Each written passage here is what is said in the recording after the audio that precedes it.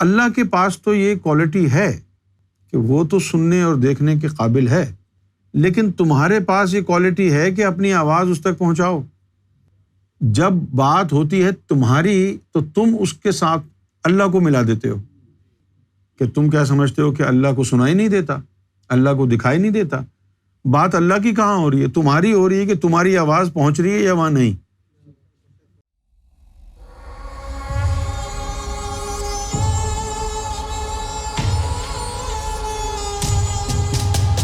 کسی انسان سے سچی محبت، سچا پیار صرف وہ کر سکتا ہے جو اللہ سے پیار کرتا ہے، اور جس کو اللہ سے پیار نہیں ہے وہ کسی سے بھی سچا پیار نہیں کر سکتا۔ یہ دوائی ہے رب کے نام کی۔ جب یہ دوائی دل میں جائے گی تو پھر آہستہ آہستہ اثر دکھائے گی۔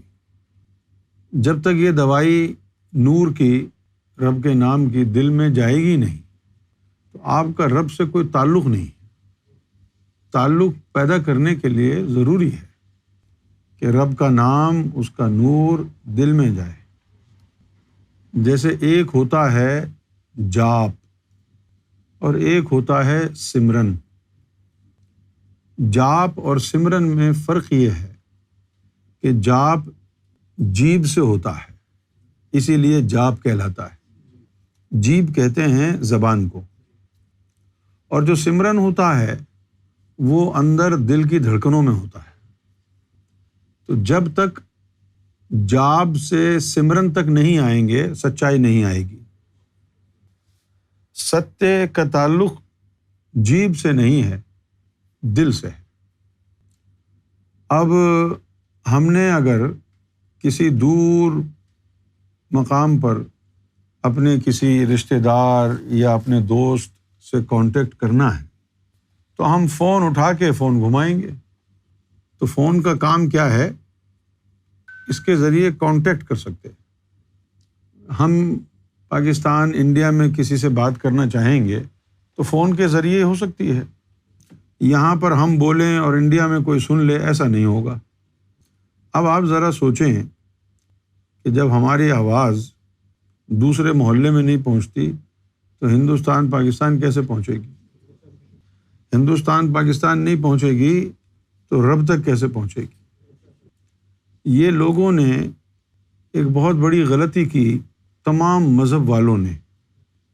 نمبر 1، ان کا یہ گمان ہے، گمان تو صحیح ہے، کہ اللہ تعالیٰ سب کچھ دیکھ رہا ہے، سب کچھ سنتا ہے۔ اللہ تعالیٰ سمیع اور بصیر ہے، سننے والا بھی ہے، دیکھنے والا بھی ہے۔ تو اس بنیاد پر وہ سب یہ سمجھتے ہیں کہ جو کچھ بھی ہم کہہ رہے ہیں اللہ کو پتہ ہے، ہماری دعا، ہماری جاپ، ہمارا ذکر، سب کچھ۔ اللہ کے پاس تو یہ کوالٹی ہے کہ وہ تو سننے اور دیکھنے کے قابل ہے، لیکن تمہارے پاس یہ کوالٹی ہے کہ اپنی آواز اس تک پہنچاؤ۔ جب بات ہوتی ہے تمہاری تو تم اس کے ساتھ اللہ کو ملا دیتے ہو کہ تم کیا سمجھتے ہو کہ اللہ کو سنائی نہیں دیتا، اللہ کو دکھائی نہیں دیتا۔ بات اللہ کی کہاں ہو رہی ہے؟ تمہاری ہو رہی ہے کہ تمہاری آواز پہنچ رہی ہے یا وہاں نہیں۔ بات تو تمہاری ہو رہی ہے۔ اکثر لوگ یہ کہتے ہیں کہ بھئی وہ سنتا ہے، وہ دیکھتا ہے۔ سنتا بھی ہے، دیکھتا بھی ہے، لیکن ایک چھوٹی سی بات آپ نے آج سمجھنی ہے۔ دیکھو، اگر ہمارا دھیان نہ ہو، توجہ نہ ہو، ہمارے برابر میں بیٹھ کے کوئی کیا بول رہا ہے ہمیں نہیں پتہ چلتا۔ اگر ہم دھیان دیں، توجہ دیں تو پھر ہم سنتے ہیں، ٹھیک ہے نا؟ اسی طرح اللہ تعالیٰ کی مخلوق اربوں میں ہے، کھربوں میں ہے۔ کیا اللہ ہر بندے کی بات کان لگا کے سنے گا؟ نہیں۔ کیا اللہ ہر انسان کو دیکھے گا؟ نہیں۔ اللہ تعالیٰ اس کی طرف اس کی بات سنتا ہے، اس کو دیکھتا ہے جس کی طرف وہ متوجہ ہوتا ہے، جس کی طرف اس کا دھیان رہتا ہے۔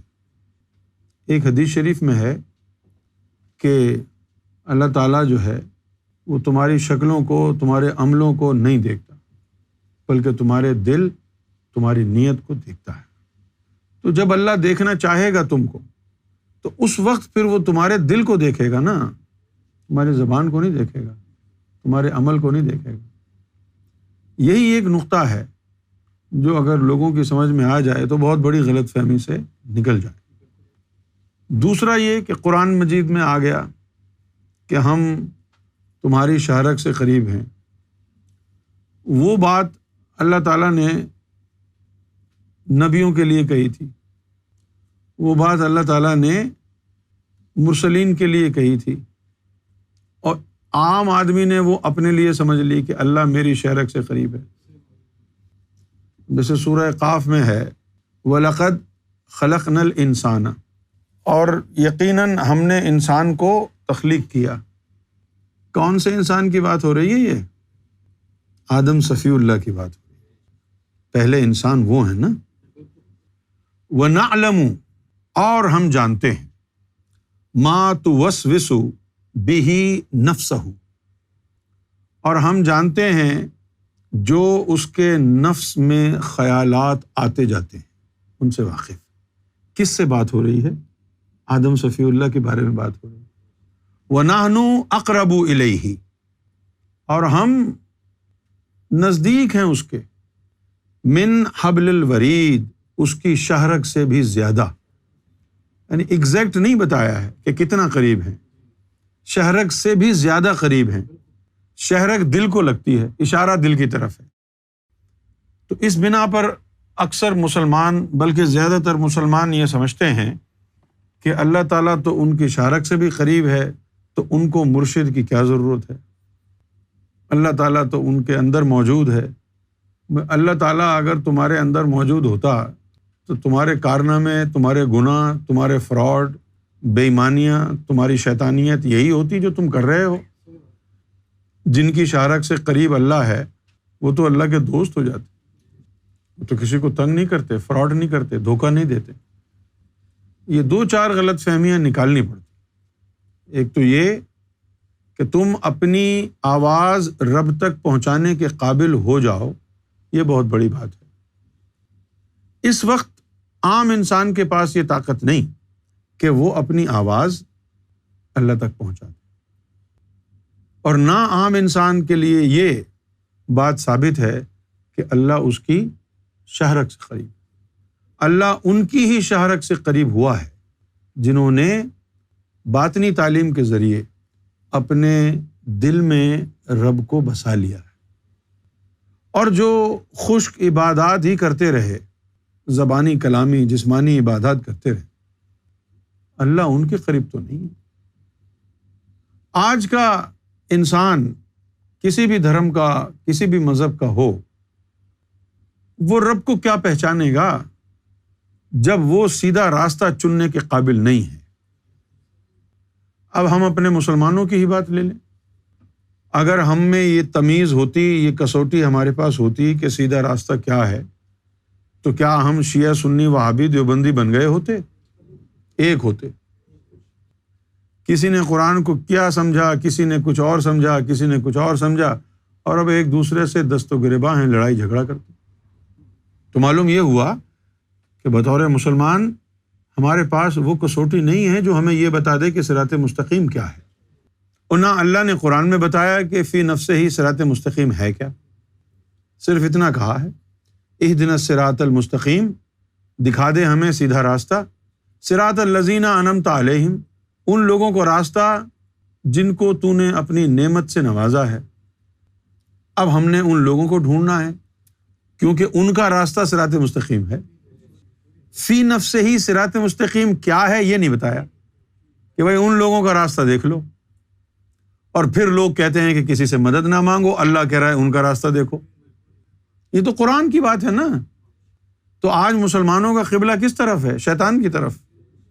نہ وہ قرآن مجید کو سمجھنے کے قابل رہے ہیں، نہ صراط مستقیم کیا ہے یہ سمجھنے کے قابل رہے ہیں۔ یہ میرے الفاظ تو نہیں ہیں، یہ تو قرآن مجید کے الفاظ ہیں۔ اہدنا الصراط المستقیم صراط الذین انعمت علیہم غیر المغضوب علیہم اور ہمیں ان لوگوں کا راستہ نہیں دیکھنا. کن کا؟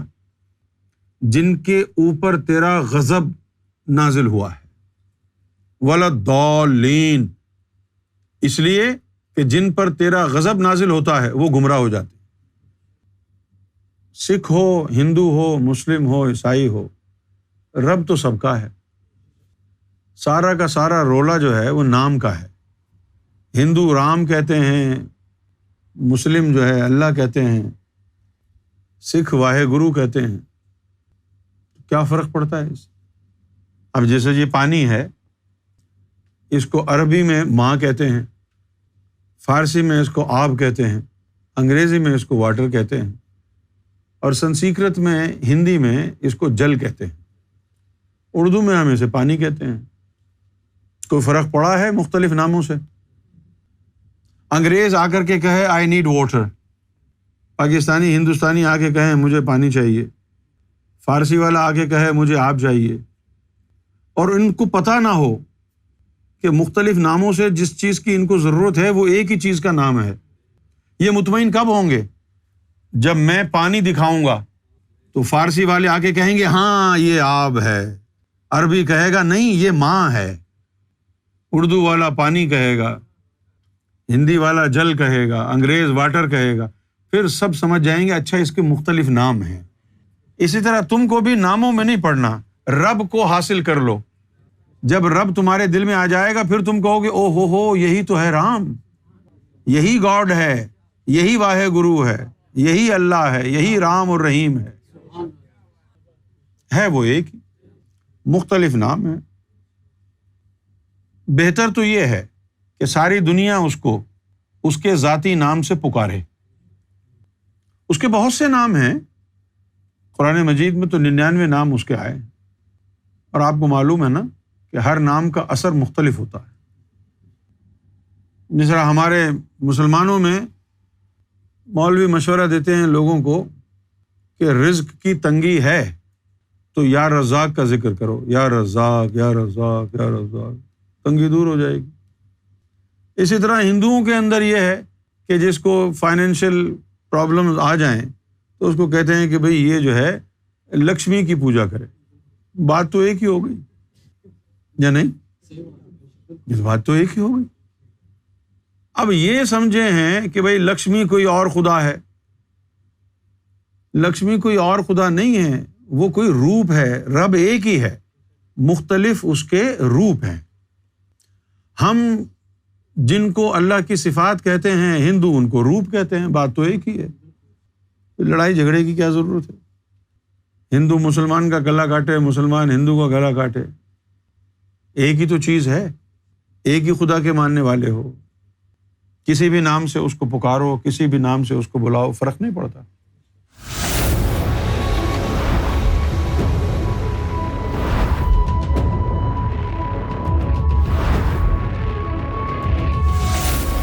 Amra TV, the place to connect with God.